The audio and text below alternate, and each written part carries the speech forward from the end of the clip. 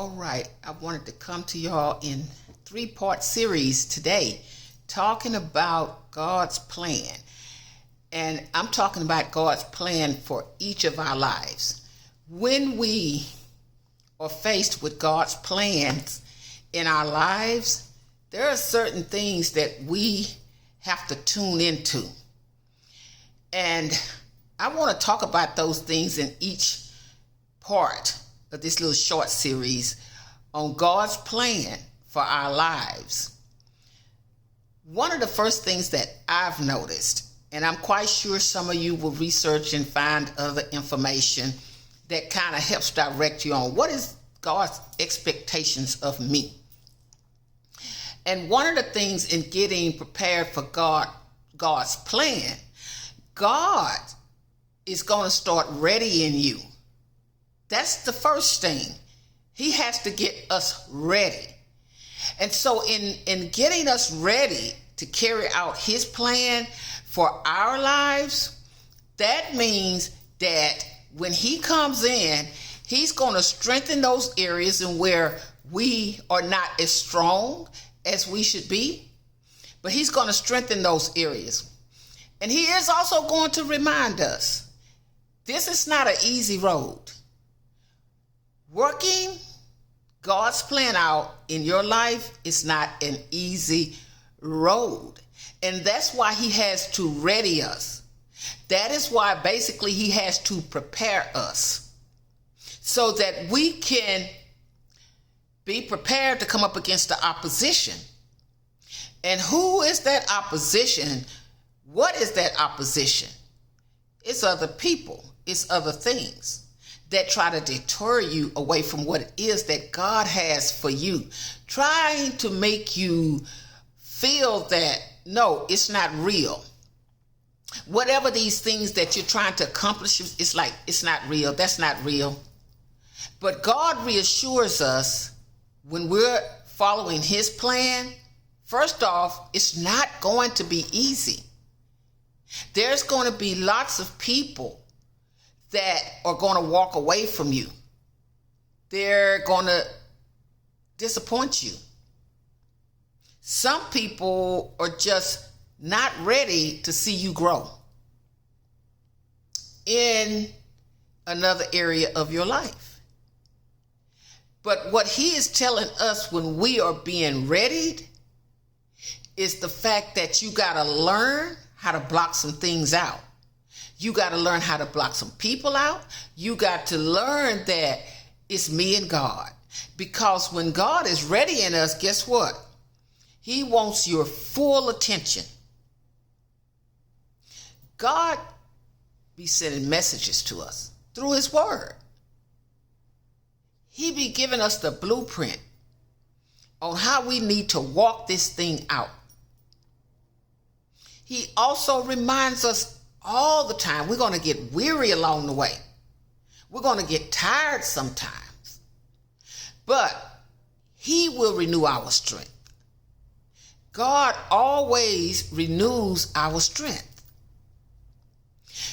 And what happens in that renewing? He got to polish up some things.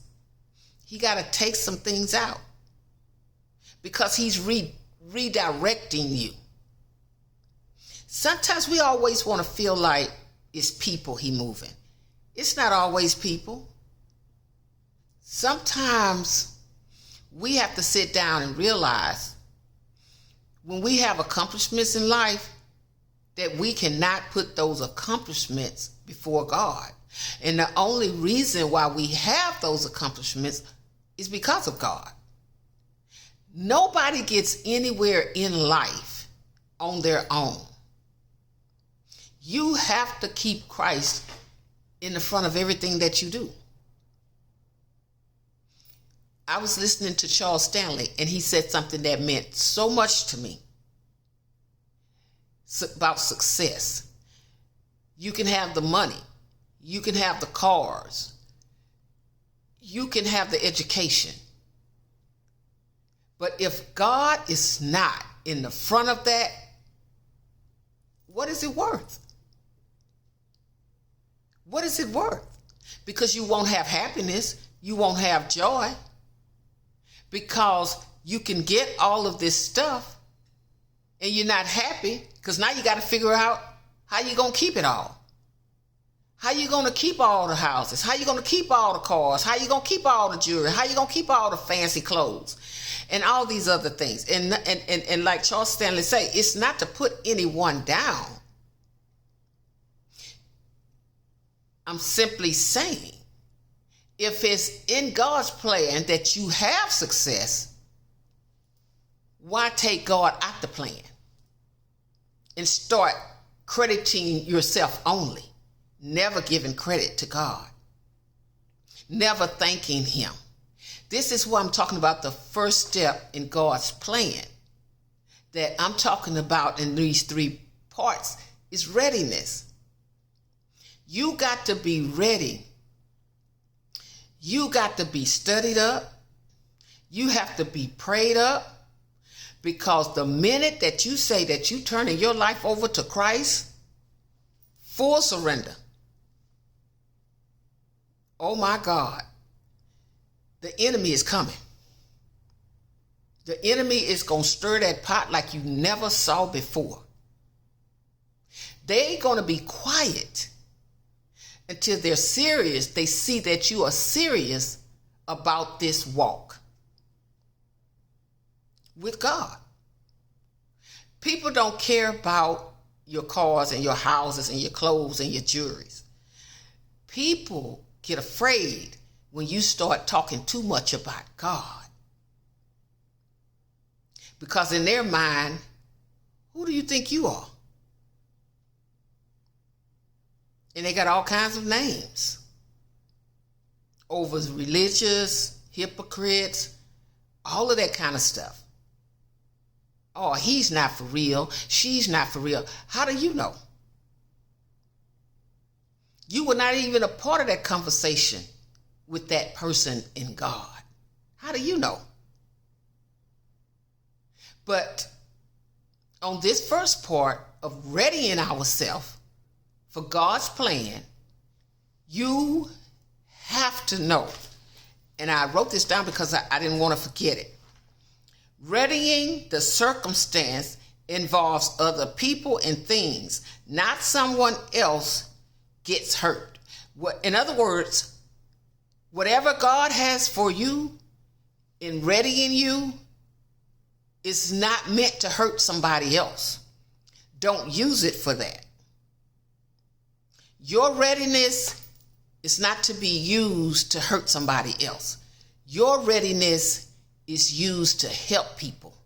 Because when God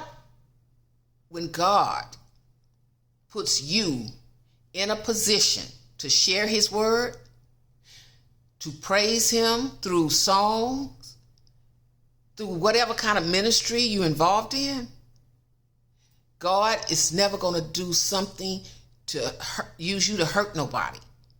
He's readying you so that you can pull the people, not push people away.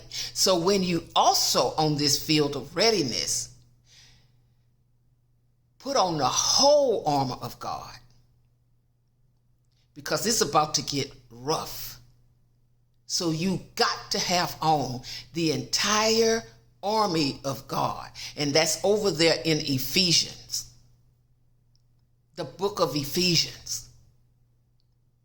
So this is the first part to God's plan for our lives, readiness. Okay? Stay tuned for part 2.